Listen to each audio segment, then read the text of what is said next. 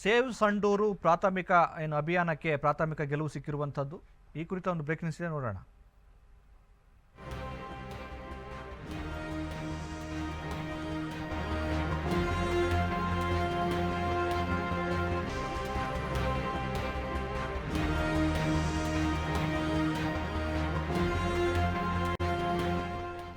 Save Sandur ಅಭಿಯಾನಕ್ಕೆ ಪ್ರಾಥಮಿಕ ಗೆಲುವು.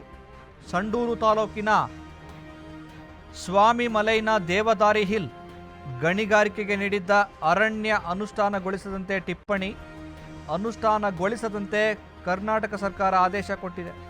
ಪರಿಸರ ಮತ್ತು ಅರಣ್ಯ ಸಚಿವ ಈಶ್ವರ್ ಖಂಡ್ರೆ ಈ ಬಗ್ಗೆ ಒಂದು ಟಿಪ್ಪಣಿಯನ್ನು ಕೊಟ್ಟಿರುವಂಥದ್ದು.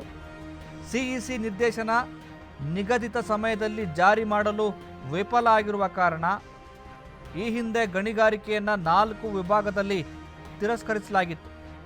ಈ ಯೋಜನೆಯ ವಿರುದ್ಧ ಹೈಕೋರ್ಟ್ನಲ್ಲಿ ಪ್ರಕರಣ ಬಾಕಿ ಇದೆ. ಸೇವ್ ಸಂಡೂರು ಅಭಿಯಾನಕ್ಕೆ ಪ್ರಾಥಮಿಕವಾದಂತಹ ಗೆಲುವು ಸಿಕ್ಕಿದೆ. ಸಂಡೂರು ತಾಲೂಕಿನ ಸ್ವಾಮಿ ಮಲೈನ ದೇವದಾರಿ ಹಿಲ್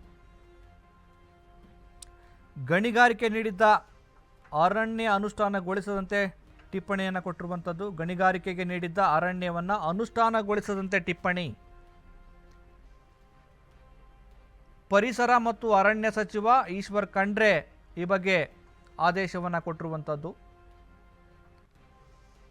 ಗಣಿಗಾರಿಕೆ ನಡೆಸಬೇಕು ಅನ್ನುವಂಥ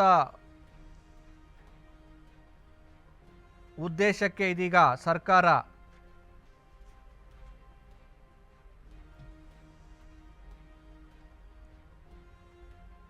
ಸೇವ್ ಸಂಡೂರು ಅಭಿಯಾನಕ್ಕೆ ಇದೀಗ ಪ್ರಾಥಮಿಕ ಗೆಲುವು ಸಿಕ್ಕಿದೆ. ಈ ಹಿಂದೆ ಗಣಿಗಾರಿಕೆಯನ್ನು 4 ವಿಭಾಗದಲ್ಲಿ ತಿರಸ್ಕರಿಸಲಾಗಿತ್ತು.